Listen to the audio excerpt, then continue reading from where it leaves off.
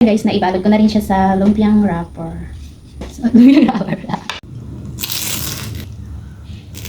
Hi everyone! Good morning! So, meron ako ditong banana. Gagawin ko dito ay kahapon tinanong ko kung ano ang magandang luto dito. Pero ngayon, gusto ko gumawa ng turon.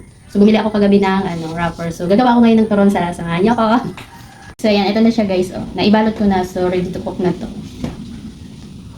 So, yan, maglalagay na tayo ng mantika. Dapat maraming mantika kasi para yung pagluluto ko ng turon ay masarap, crunchy. So, yan, i-roll muna natin siya dito sa sugar. White sugar ang gagamitin ko kasi syempre mayaman tayo. Charot. Wala kasi akong brown sugar.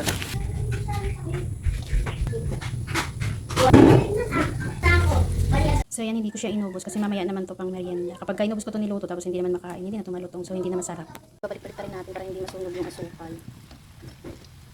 Diba, yung ganitong luto lang sakto na to. Pero kapag umitim na yan, hindi na masarap. Mapait na. So yan, okay na siya. Nalagay na natin dito. So ito na yung aking turon, naluto na rin sa wakas.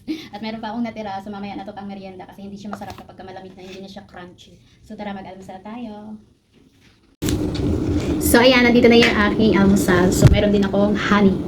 So dito ko i-dip yung aking turon para mas lalong masarap, mas lalong matamis. So magkaka-diabetes ako. Charot lang. Honey naman ito, hindi naman ito sugar.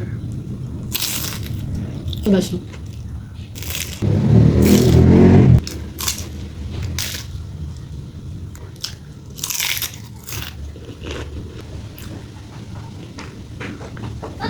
Ang init. So yun lang guys. Bye-bye.